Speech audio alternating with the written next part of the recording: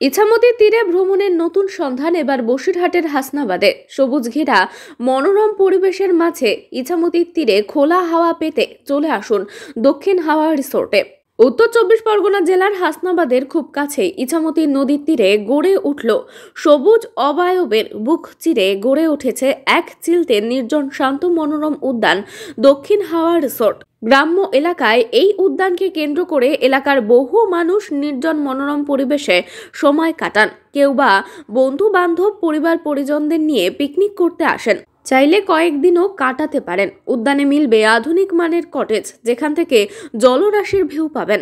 এই উদ্যানের এক পাশে যেমন বড় একটি জলাশয় আছে, পাশাপাশি অন্যদিকে একাধিক রঙের রংবাহারি ফুল ফলের গাছ দেখতে পাবেন। শহরে মানুষের পছন্দের তালিকায় অনেক সময় থাকে গ্রামের দিকের একটু নিলিবিলি পরিবেশ। যদি কম বাজেটে দিনের মধ্যেই কলকাতা থেকে খুব কাছে কোথাও ঘুরে যাওয়ার মন চায়, তবে অবশ্যই আপনার গন্তব্যের তালিকায় থাকা উচিত হাসনাবাদের শুলকানি খেয়াঘাটের পাশে গড়ে ওঠা এই মনোমুগ্ধকর উদ্যান। ট্রেনে শিয়ালদহ স্টেশন থেকে হাসনাবাদ লোকাল ধরে হাসনাবাদ স্টেশনে নেমে কয়েক মিনিটের মধ্যেই পৌঁছে যাবেন এই রিসোর্টে।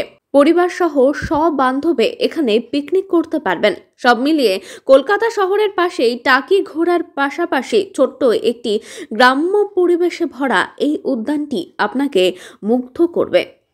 আমাদের এই দক্ষিণ হাওয়া রিসর্টে জাস্ট একটা বিনোদনের জন্য আমরা অনেক কিছু রেখেছি। যেমন বিভিন্ন ফ্যামিলি যখন আসবে, তাদের ফ্যামিলি বাচ্চা যারা থাকবে, তারা তাকে ফ্যামিলি, তারা গার্জিয়ানরা থাকবে, মা বাবা থাকবে, তাদেরকে বিনোদনের জন্য বিভিন্ন খেলনার সামগ্রী আছে। বাচ্চাদের বিভিন্ন খেলনা বিনোদন যেগুলো থাকছে, এবং আমাদের এখানে থাকবে দেখা যাচ্ছে খেলা, টেবিল টেনিস থেকে শুরু করে, র্যাকেট থেকে শুরু করে, ভলিবল থেকে শুরু করে, এবং আমাদের বোর্ডিংয়ের ব্যবস্থা আমাদের সেটা শুরু করে নিয়ে আমরা খুব তাড়াতাড়ি বোর্ডিংটাও শুরু করব। এবং দেখা সবুজায়নের মধ্যে দিয়ে মানুষের সময় কাটানো, একটু বিভিন্ন সুন্দর ফুলের বাগান, এবং আমরা রুমগুলোতে রুচিসম্মতভাবে করেছি যে ব্যালকনিতে বসে নদীর ইছামতির খোলা হাওয়া থেকে একটু মনোমুগ্ধকর পরিবেশে সবাই একটু দেখা যাচ্ছে কর্মব্যস্ততার ফাঁকে এসে যেন এখানে তারা একটু সুন্দরভাবে একটু বিনোদন করতে পারে, একটু সময় কাটাতে পারে। এবং আমাদের বাংলাদেশ বর্ডারটাও আমাদের খুব কাছাকাছি এখান থেকে,